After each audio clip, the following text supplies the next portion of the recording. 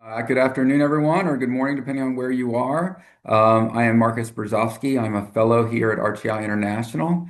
I want to thank you all for coming today. This is the second webinar of two in June. We hosted a webinar panel on small area estimation and on the future of survey research.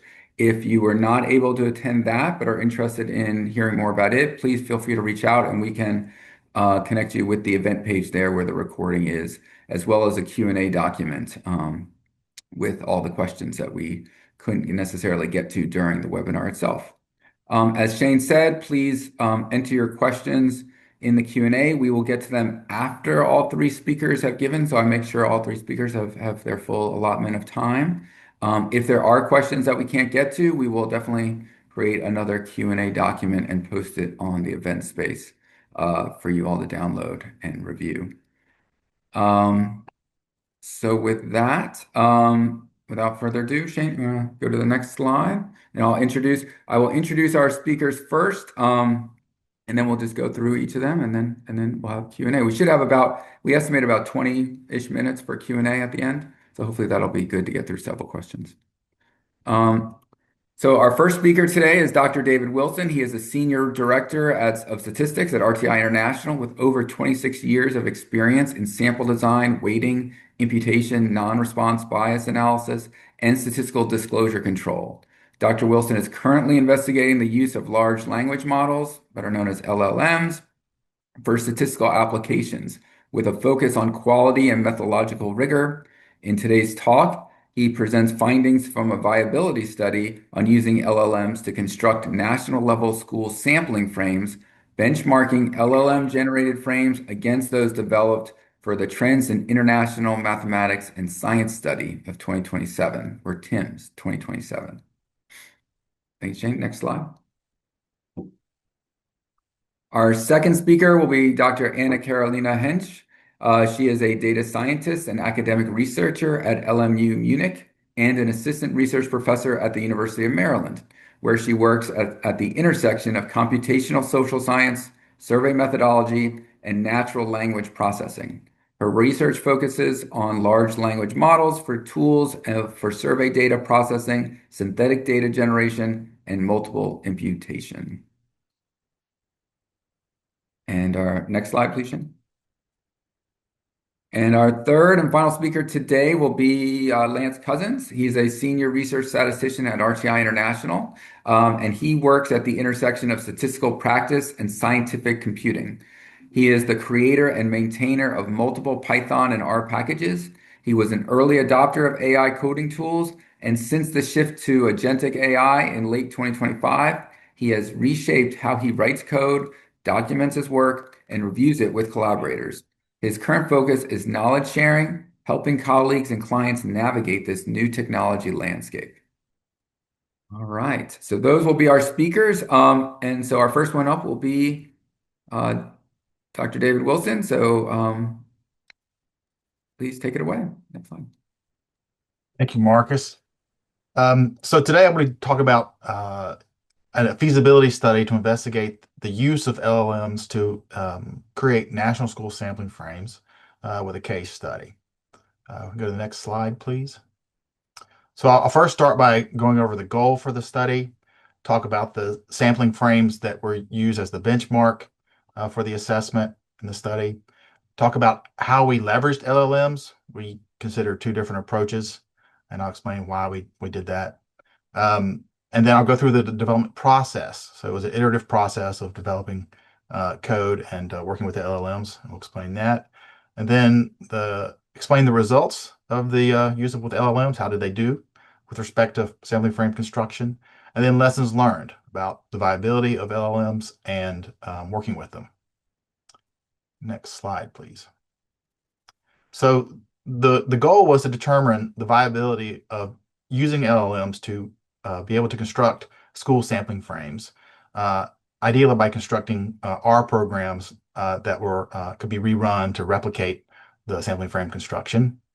And we wanted to assess that viability by comparing the LLM-generated frames with the sampling frames that were constructed by a human for the TIMSS 2027 study. That's the Trends in International Mathematics and Science Study of 2027.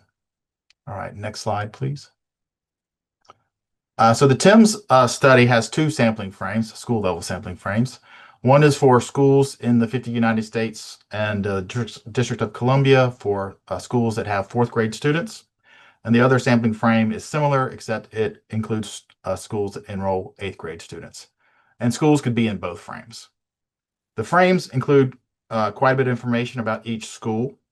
There are several stratification variables, explicit stratification variables, several sorting variables, which are used for implicit stratification, multiple ID and geographic variables, including mailing and physical addresses. Those are used for recruitment when an actual sample is selected. And then a variety of school characteristics flags, which are used to inform recruitment. They identify characteristics such as, is the school a virtual school or not? Is the school a special education school? And is the school one of several types of residential schools, such as schools embedded in hospitals, treatment facilities, or other sorts of environments? And lastly, we included public school district and diocesan identifiers and names in the frame files. Next slide, please. So we considered two approaches. We examined two approaches with LLMs. The first used a single LLM to do the construction and the validation, so-called validation of the frames. The second approach utilized two LLMs, and I'll explain why in just a second. The single LLM we used was Claude Sonnet 4.6. And after spending some time working with that one and getting it to work, we realized we were spending lots of resources on tokens. So I wondered if there was a way to use dual LLM approach that utilized a model that was cheaper for doing the construction, followed by a more expensive model for the validation. And that's what the dual LLM approach was for. But at a high level, in each of these situations, we provided a set of files. We wanted the LLMs to scan the files, create R code to construct the frames, and create separate R code to validate the frames. Next slide, please. So we used an agentic harness, AI harness around these LLMs. We used the Copilot and we used Copilot command line interface to do this. We provided the source data for constructing the frames. That's the Common Core of data for public schools. We used the 2024-2025 school year CCD for that from NCES. That was the most recent file available at the time. And there are a variety of files that we pulled for frame construction, including information on the public school directories, lunch program eligibility, membership counts, school characteristics, and then some files containing geographic information about the schools. And for private schools, we use the Private School Universe Survey from 21-22 from NCS as well. That was the most recent file available at the time of the frame construction, the formal frame construction. And we provided all the companion documentation available for those files. So code books in both instances for public and private schools. And then the public school CCD has more information around file layouts, release notes, and data notes. All of that information was provided to the LLMs to hopefully construct a frame. Next slide, please. So the information on the previous slide is the static information that we provide to the LLMs. We have to provide context for the LLM about what to do with that information. And my first attempt was a single text file that described everything I wanted, what the stratification variables were, how they should be coded. It was not exhaustive because I didn't know what the LLMs, how well they would do, but it was a single file, and it didn't do so well. So I asked Claude at the time, how would you present the information in the text file in a better way to communicate with yourself? And as a result of that, I ended up creating an Excel file, a variable dictionary, that listed all the variables that I wanted in the sampling frames, defined the variable types, numeric or character, provided information on whether the variable was applicable for private schools, public schools, or both. Also variable coding, how to handle missing values at a high level. There were two variables that I had to provide some additional information These were ratio variables, which both LLMs had a hard time figuring out, but I didn't have to provide pseudocode for anything else. And as I mentioned, it included variable definitions, construction rules, and missing data rules. Also, after doing that and trying to get the LLMs to produce the sampling frames, I realized that it was running into challenges mapping uh, FIPS state codes and diocese codes to character strings. I wanted to map FIPS codes to state and region, and I wanted to map diocese IDs to the names. And it was not doing a great job. So I asked it what to do, and it suggested creating two external files that it would load in the R code to do the mapping directly instead of trying to create code to do the mapping dynamically. And that worked great. All right. Next slide, please. I ended up having two files or agents. Some people call them agents, but there's just two text files. One file described the process of constructing the sampling frames. The second file was a set of validation instructions. So after running the instructions in the first file, in the case of the single LM, it would then process the information in the validation text file to try to validate the sampling frame construction. In the dual LM approach, the ChatGPT model would run the frame construction information file, and then the Claude Sonnet would run the information in the validation instruction file. And then Copilot would enable the communication between those two LLMs. So they would iterate. They would run the construction, check the validation. If there were issues, it would go back to the construction file and rerun it until the validation file said everything looked fine. All right, next slide, please. So results. I compared every single value in the LLM generated frames against the values in the human generated frames. And there were approximately 3.8 million different values. There were 189 differences across those values. And where there were differences, the LLM was correct about 75% of the time.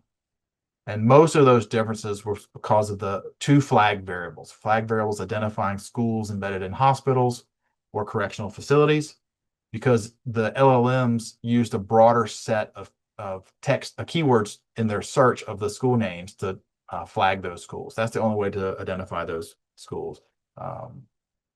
Generally speaking, there's some information in the public school district files as well. It did have some false positives. The LLM did have some false positives, so it wasn't always correct, but it was correct most of the time. Okay, next slide, please. So lessons learned. Putting everything into a single instruction file is not great. Creating a variable dictionary was probably the biggest improvement to getting the LLMs to produce something of high quality. The hardest variable for the LLMs to construct was a poverty ratio variable, because it utilizes information from two different files, CCD files. This is only defined for public schools. And so I had to spend a good amount of time providing pseudocode to articulate how to construct it.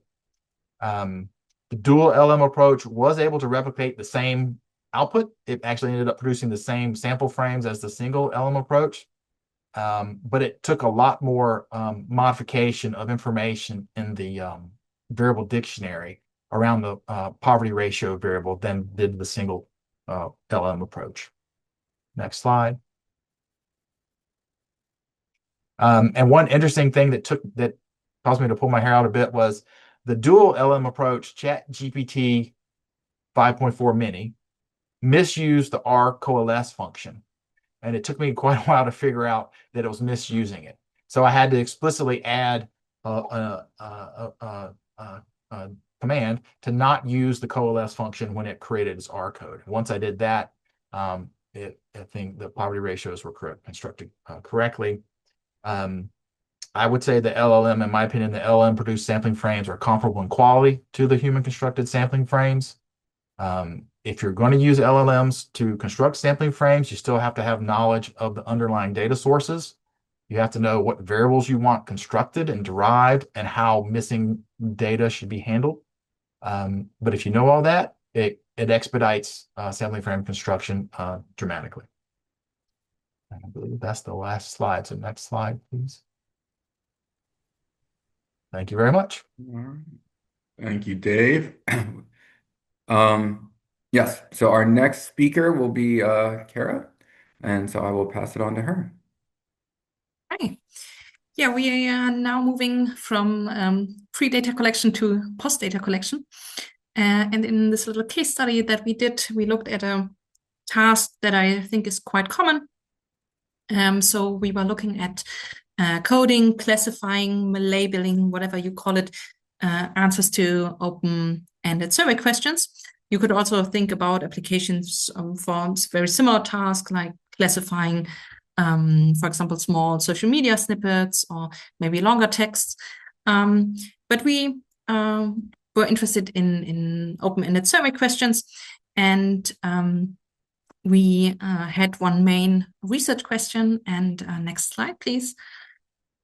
So we were interested in whether LLMs are able to do this task well, and especially under what circumstances LLMs are able to do that. You already see the question that we used for our case study. If you had German in high school, maybe you're able to recognize a few words here, but I will also translate this question in a few minutes.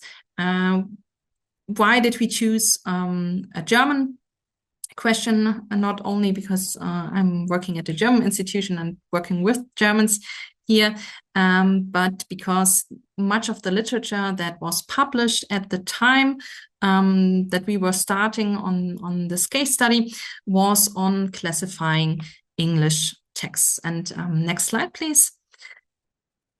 So you can see two of the maybe most cited articles at the time. Both were looking at English texts, and they were also looking at tasks that we felt were quite easy.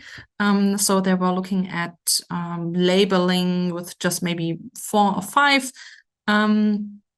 possible labels and for one of these articles, and the other article was looking at a problem that is maybe well covered in the training data of LLMs, which is looking at identifying the most important political problem that the respondents currently sees. And we were like, okay, hey, we have this interesting data set from the GESIS panel, this interesting open-ended question, which makes classification a little bit more harder for the LLM, because it has several dimensions where it scores a little bit higher on difficulty. And for that, next slide, please. So we are looking at a non-English language. So we know for a wide range of tasks that performance is usually quite a bit lower if you move away from English language to other less represented languages. We also have a very complex problem here. So you will see that we have more than 20 different possible labels or categories, buckets in which we would put these answers to our open-ended questions. And we also had a topic that is maybe a little bit less represented. The open-ended question was on survey motivation. So why do people participate in our survey? And with that, we also wanted to experiment a little bit around our LLM setup. So we used different levels of provided context. And we also compared 3 popular LLMs, beginning of 2025. So don't be surprised if you see those models. Next slide, please. So looking at the data that we will be using, we have again the original text here, and then down below the translation. So the open-ended question that we asked was, for what reasons do you participate in the surveys of the GESIS panel, or in German GESIS Gesellschaftsmonitor? Please name the 3 most important reasons. And you can see one detail that was helpful to us, or helpful in general when classifying or labeling open-ended answers. We had these 3 lines and really helped keeping answers unidimensional. So people were quite good at really just putting one reason on each of these lines. And in total, so this question has been included in the GESIS panel for several years. So in total, we have 25,000 answers to this question. So you can imagine that labeling this with humans is out of the question just due to the sheer number of answers. Next slide, please.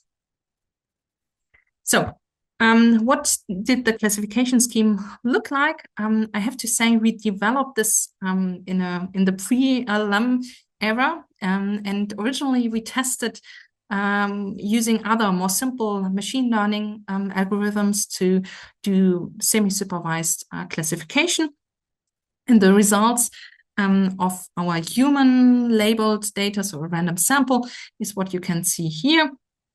We did label quite a few to have a big test set. So this is more than 4,000 answers were coded by us and my co-authors.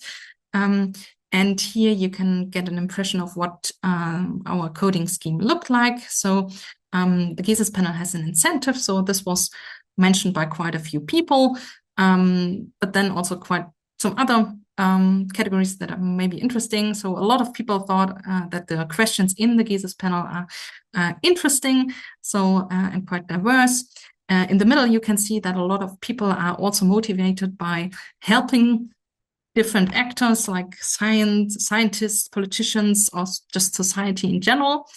And maybe down at the bottom, this is maybe an important detail. A lot of people just answered, surveys are important. And I get that sentiment and I fully agree. Maybe it's not the most informative category, but quite a lot of answers fell into that one. And we also have the reason, the category no reason or other, because we also had some answers like, I am forced by my parents to answer the survey. I will never forget that one, but we didn't put like an own category for being forced by your parents into our scheme. So we had to put answers like these into the other or no reason bucket. Next slide, please.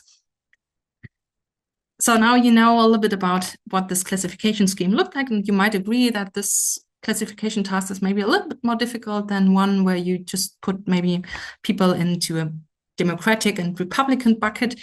Now we can look at our experimental setup. So we created our coding scheme and we had quite a lot of human labeled answers to have a good benchmark. And then in the middle in green on the right, you can see what we varied in terms of prompting. So our most basic version was just the topic names that you just saw in the figure. We also varied adding definitions, like 1 or 2 sentences defining each category versus adding a few examples. So 1 example per category. The other thing that we varied was the LLM employed. So we used GPT 4.0 for the proprietary models, and we also used 2 open models, Llama and Mistral. We also fine-tuned the GPT model. So we used part of the human-labeled data set to fine-tune, and then testing, of course, was done with the holdout data. So we got, in total, we tried 10 different combinations here, and we can move on to the results on the next slide. First, we take a look at our prompt. Sorry, but next slide, please. Yeah, so just the prompt. So reiterating here, so we, of course, started with the classic you are a survey expert classifying open-ended responses. And then you can see here either just the categories or the description added. And then as a second option or second variation, adding examples. And now on to the results on the next slide, please. Yes, so here, now looking at the different combinations that we tried. On the left side, you have zero shot with description.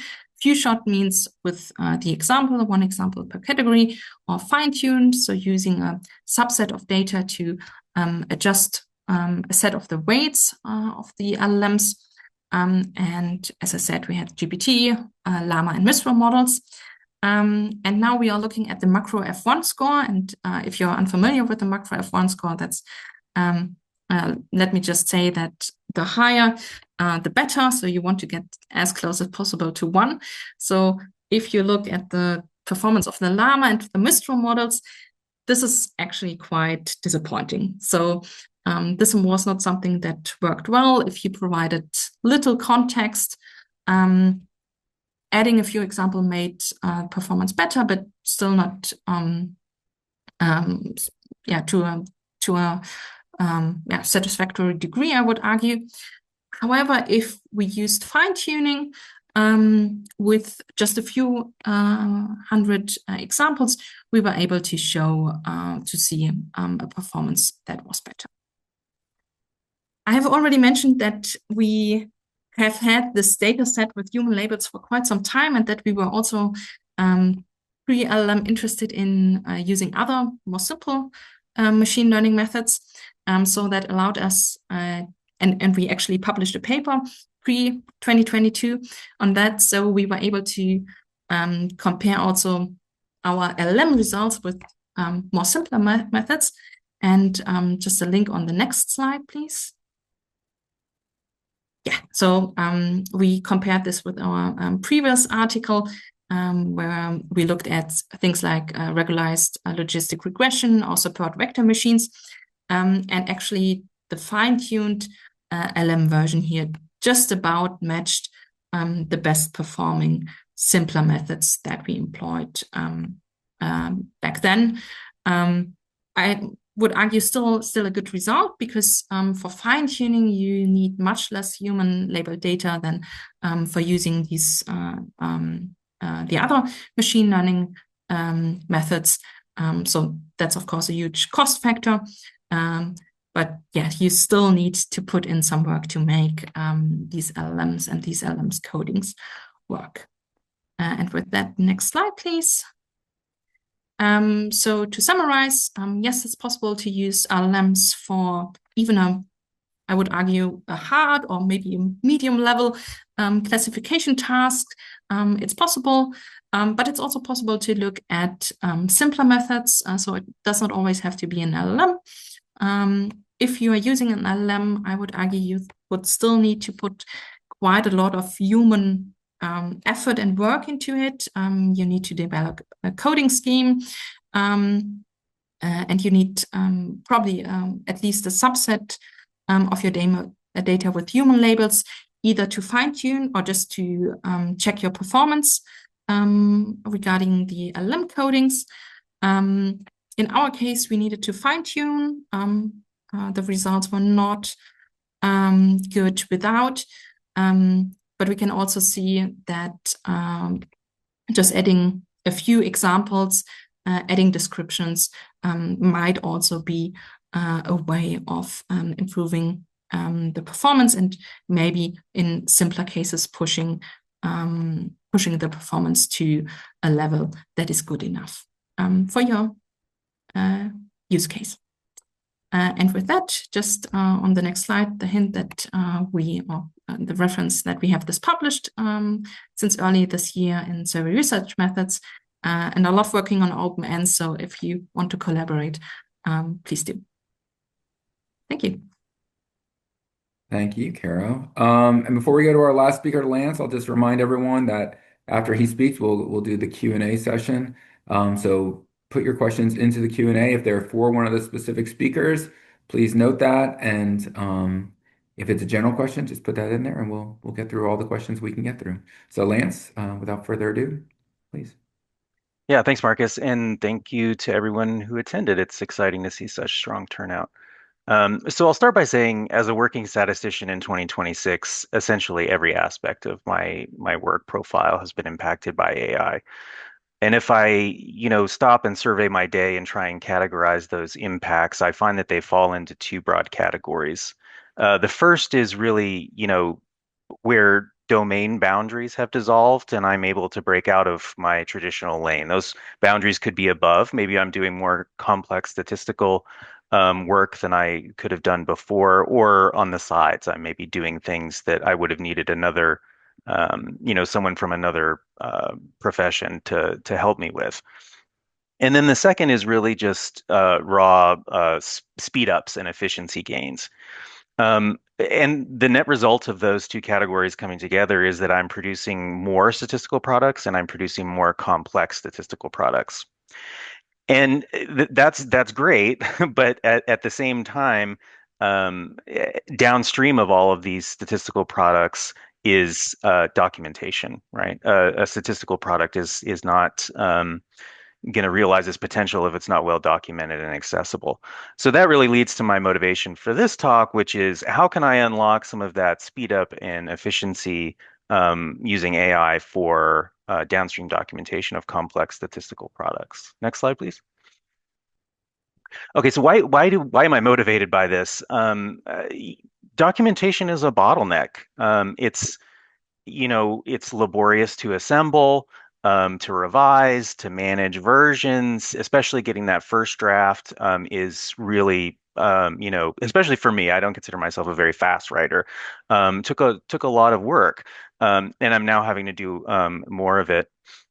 But at the same time, documentation is really important. Like I said, we can make the most sophisticated and potentially impactful statistical products, and that doesn't really matter if no one knows about them or can't understand them because they're not well documented. So we have something that's difficult, laborious, and unavoidable. At the same time, we can recognize that the strength of LLMs, especially the latest frontier LLMs today, is that they are really good at synthesizing big piles of disparate, complex information, finding connections, and summarizing it in natural language. So we've got unavoidable, traditionally laborious, unavoidable task that falls right into the zone of what AI does best, and that all adds up to a task that I think is really ripe for efficiency gains enabled by AI. And it has indeed led me to reimagine my approach to documentation tasks over the course of 2026. Next slide, please. So, what does that new workflow look like? I'll start by saying what it doesn't look like is a reliance on proprietary embedded word processing tools, like Microsoft Copilot that's built into Word. I think there's a place for that tool, but it's not. I really want to do something that's more across documents, more generalized, and focus on a workflow that's generalizable rather than a specific tool. So instead, what I've settled on is a generalizable approach that really reflects the way that and I think most of us have assembled technical documentation in the past. That's to, assemble all of the materials and context that you need to summarize in this document, create a draft, circulate it for review, gather that feedback, author revisions, manage versions. What's different here is that as the document's owner, am going to step back from the keyboard a little bit into the first reviewer role, and delegate a lot of the heavy lifting to an AI agent. Next slide, please. Okay, so that might that might sound alarming depending on your experience with AI generated text. I know I've had some experiences of getting something wildly off the mark or just sort of like, quote unquote slop. Um, but this approach really is different for a number of reasons, and I would say the first and most important of this is I'm not tasking an AI with filling a blank page based only on a prompt. I'm asking it to describe what's already there. All the work that I've already done and assembled, I want it to summarize it and communicate that. And the way we do that is by starting with a populated workspace. And that all that really means is the same first step that we would undertake as humans sitting down to write a technical document. You're going to, delegate a directory on your computer to contain all of the information that you need to write this document. And we're going to prepare the same way for an AI agent to start that work for us. There's no prescriptive way that this, directory needs to be structured, but it needs to contain all the relevant information. That could be, script Python or R scripts or SAS programs or whatever is used to implement a method, or articles that are contain the methodology that you're using, previous reports or memos, style guides. I also like to save off the prompts that I use along the way for posterity. So this I think works well because we're not asking the AI to sit down and just fill a blank page based on a prompt that's perhaps vague. Um, it will happily do that, but the results won't be what we want. Um, the LLMs are really good at synthesizing these relationships across these documents and materials, and really conveying what actually was done. It's looking at the scripts. How was this actually implemented? And those are things I find that can be difficult to do myself if this was a script that I wrote, 6 months ago or what have you. So the first thing is populating that workspace. I'm being deliberately vague about the agent because I don't think this applies to any one specific tool. You could use the Copilot CLI like Dave mentioned in his talk. This could be Claude Code or Codex or something more GUI based. The important thing is we instantiate an agent and it's hooked up to this workspace, so it has access to all of these materials. Next slide, please. Okay, so we populate the workspace. We make sure the agent has access to all of the information that it needs to write this document. The second thing I think is the initial prompt itself, in my experience, has a huge impact on the first draft. And our goal is really to get that first draft in a place where we're going to reshape it, right? It's moldable. We don't want to remake it. We want to get it sort of in the ballpark, or at least the right sport, before we start refining it. So I use structured prompts for this. They're not strictly necessary, but I find that they're really helpful. So I'll talk about how I lay that out and then why I think it's helpful. So these structured prompts, I always start with the same four components, and they're separated by XML tags. So it's really clear that the things between these two blocks, or within this block between these two tags, has this interpretation and so forth. And there's four of them. The first is instructions. What do I want the agent to do? The second is the role. What role or what voice would I like the AI to adopt as it's drafting? Context, any just additional information that I think should be, that would be in the back of my mind as I'm writing a draft that I want the agent to be aware of, and the format that I want the output to take. I think this isn't required, but I found it to be really helpful for a couple of reasons. One is that it just really helps me to make a good request. It helps me to structure my thinking and just really ask for what I want.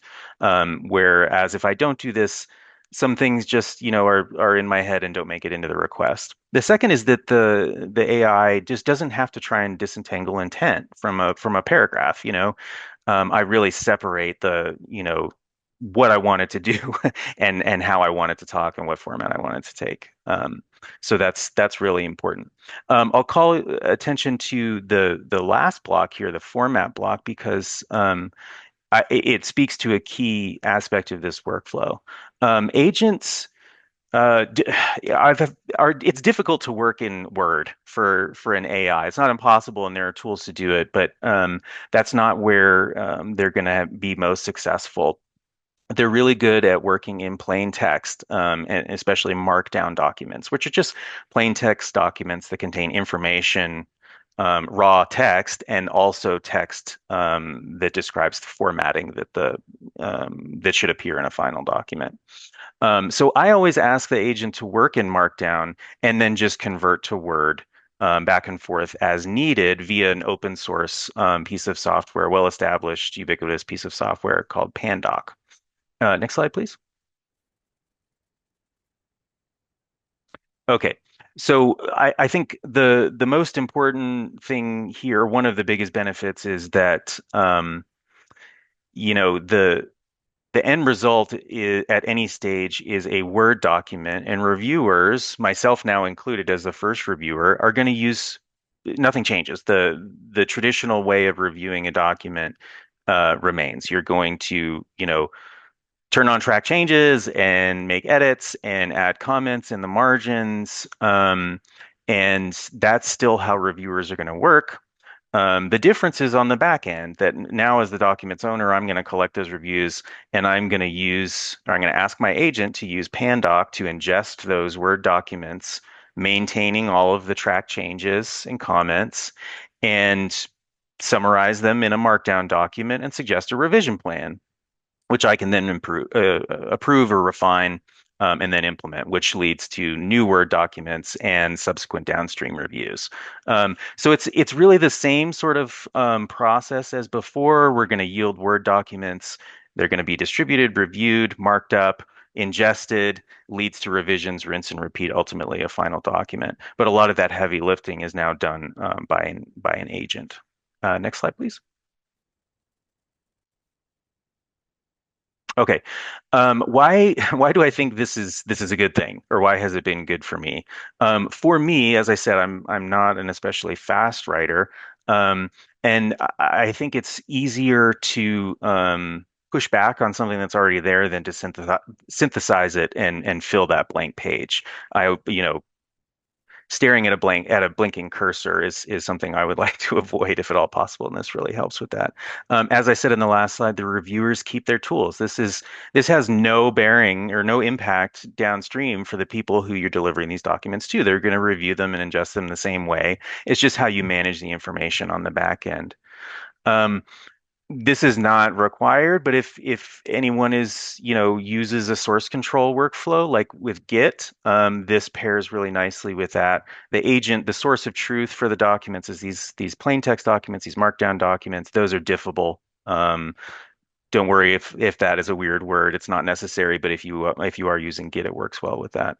And we can track changes along the way, so we can see what changed from version to version. And I think something that's turned out to be really important for me is that I found when I was creating these documents before, I would get invested in turns of phrase or paragraphs or structures, just because I put in a lot of blood, sweat, and tears to create that document.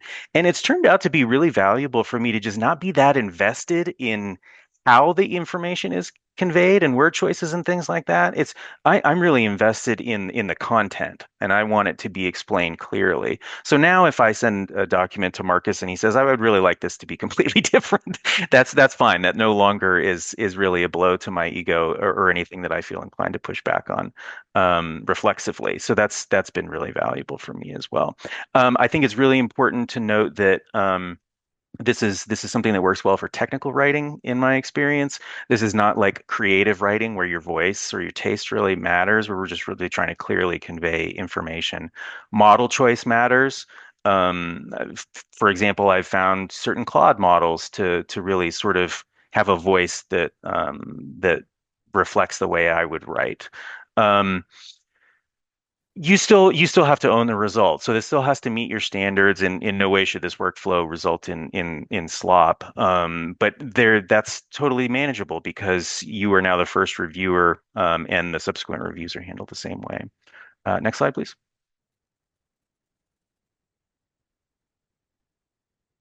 Yeah, so that's it. It's really, it's what we're all familiar with. I think, or the way that I've created documents before. It's now just delegating some of that heavy lifting to an agent, and shifting into the reviewer role. And that's really sped things up a lot. Working in Markdown and converting back and forth between Word has really reduced friction in this workflow, and has made the agents work better for me. And just maintaining, track changes of what's changed in each iteration is always very valuable, and this workflow does that. So I would, again, this is a general workflow, doesn't depend on any specific tools. You could use Claude Code or GitHub or Copilot or whatever. So yeah, I would encourage you to, install Pandoc freeware. and try this with an agent of your choosing, or ask for it as a stakeholder in your next deliverable. And as I didn't say at the top, I should have. I hope, we were trying to give you real practical examples of where AI has been used. So by no means are these exhaustive applications for AI, but they are definitely three concrete examples of how AI is pushing the future of survey research. And with that, I'll start asking our questions. First question for the group, and I'll ask them just to raise a hand if they want to answer. Um, Broadly speaking, can each of you share a sense for the time savings related to using AI for these tasks? Well, I guess this is for all of you then. One of the participants noted that the LLM approach takes time, but how does that compare to the human time? So why don't we go in the order the talks were? Dave, you want to go first? Yeah, that's a if it depends on who's doing the work. So, and for frame construction, if you have someone who doesn't know the data and they don't know how to work with agentic AI, so they've got to figure out two things, right? They may know R programming, for example, but then they have to figure out, how do I communicate with the agent? What data files do I need? What are the issues with the data files, right? So framing that can take some time. If I was doing it, since I know all of that, um, I don't have to write code anymore. I just need to check work, right? So it would save me several hours of having to write code. Now I'm just reviewing the output from the code produced by the agent. Um, so I'd say, I don't know. I mean, could probably do it in a day, but some of that time will be waiting for the agent to process data files. The data files are quite big. So one recommendation is to convert SAS files to formats that are much faster to operate on, like Parquet files. That's just a practical suggestion there. So I would say, for me, I would probably save half my time, because I'm not writing base R code. Someone with less experience, they're going to have a higher, have to spend more time up front to understand things. The AI won't help you. Kara, how about you? How much time do you save? Do you think? Yeah, I think it really depends on the size of the data set that you want to code and classify. The larger it is, the more time you will save. What I would not underestimate, of course, is still the effort at the beginning, developing a coding scheme that is exhaustive. The categories should be mutually exclusive, and so on and so forth. And probably everyone who has done something like this will agree that this is already quite a lot of work. You probably need a co-author or a second coder who's tag teaming with you, doing multiple iterative rounds of improving this coding scheme. At least this took quite some time for us to do. We started with a set of labels from the literature, but we also noticed that they did not cover everything that appeared in our data set.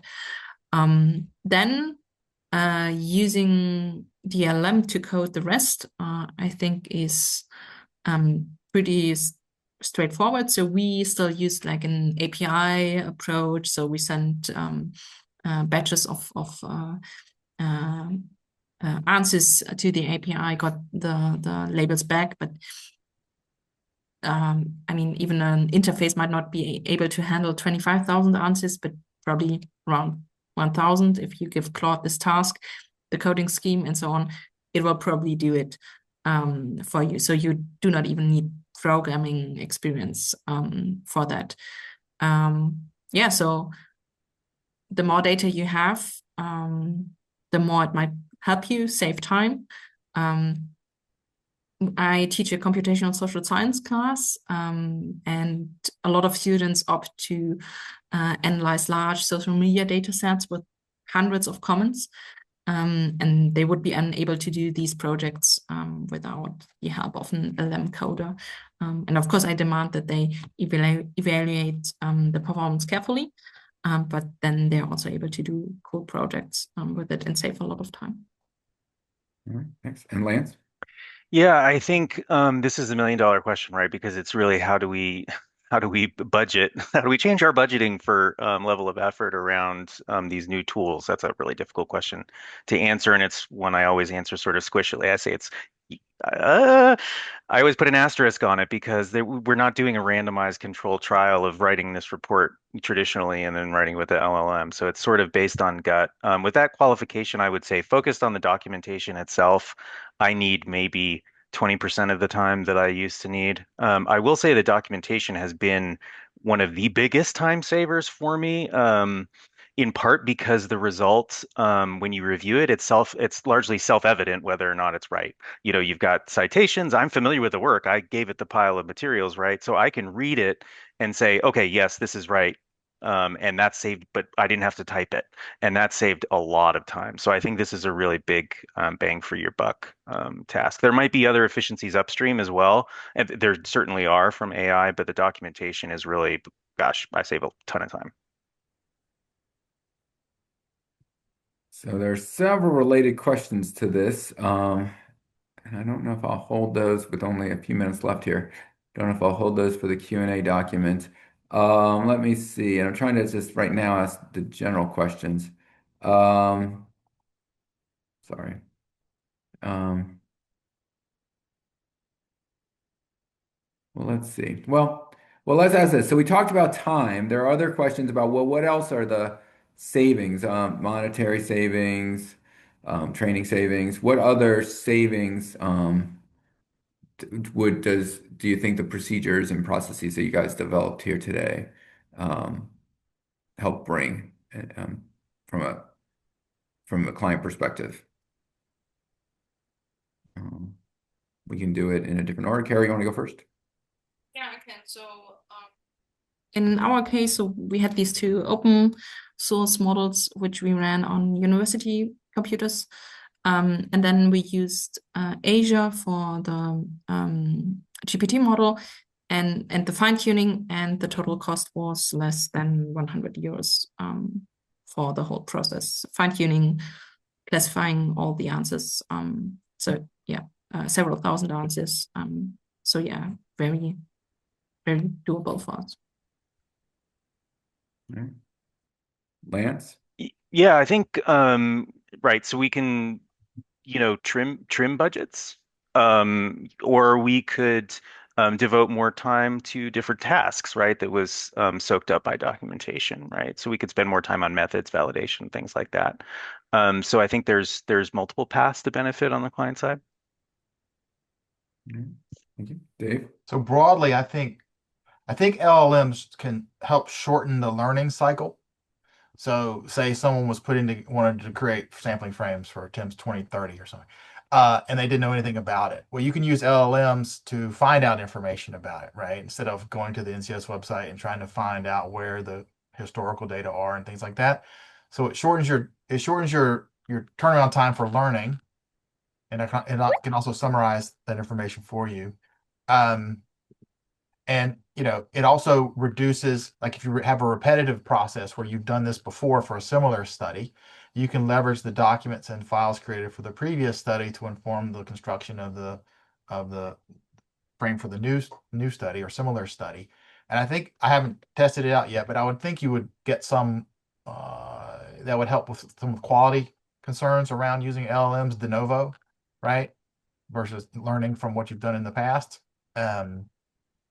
That's something on my to-do list.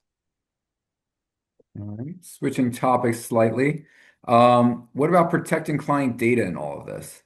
Can the agents, particularly for documentation, be configured to identify and protect or omit non-public information or PII? For example, if the product is for a government client. Yes, Um, I would say most of my clients or all of my clients are government clients. And so first I would say that to re-emphasize that any document that I create via this workflow has to meet my standards and has to pass my careful review, and those are my co-authors. So I think that would, really that right out of the gate would ensure that certainly no PII would leak into documentation. You can also protect against that on the front end by the information that you give to the agent as it starts creating the documentation. So, for example, don't give it access to data, just to scripts and articles and previous memos that are also sanitized to PII. And there's really no chance that it would make it downstream. We would still check to make sure. But yeah, so that is always foremost on our mind, is protecting our clients' data. And I think there are several ways you can prevent that, including some configurations and explicit things. Carol? Yeah, uh, I agree. So what we were now able to do with more recent projects is just running similar labeling tasks on our own university servers. So if you do not share the data with other providers, that's now totally doable. Back in the day, we just used GPT-4o because it was so convenient and we had a little bit of time pressure, but you can totally do this on your own servers with models that you download. They're good enough now. So yeah, and then you And that is related to, we have very little time, but I'm going to ask this because it's related. So we had a question here that's with cost concern regarding token usage, what would be the downside to hosting an open source LLM with, say, something like Olama or local hardware instead of relying on ChatGPT or Claude? That's sort of a lot, I think, related to what you were just saying here. Are there any downsides that you all can quickly, and then when I mean quickly, point out if you have any? Yeah, some of these open source models are not as powerful. So you need models that are quite big in size. So models that run on your laptop might not be good enough. So you might need something like a server to host them, which is what we're doing. Yeah, that could be a possible downside. Yeah, I think owning and maintaining equipment is not an inconsiderable thing. So, but the economics of that might really seem more obvious as, subscription service prices go up, which I think is expected. All right. Well, with that, as I said, I apologize that we did not get to all questions here today. We will put out a question document on the event page. I want to thank the Washington Statistical Society for hosting this event with us today. We're very appreciative to them and their partnership for these webinars. And with that, if you do have additional questions, feel free to send to me and we'll get that into the Q&A document. But thank you all very, very much. We greatly appreciate your time and participation. And we'll see you in the future. Thank you all.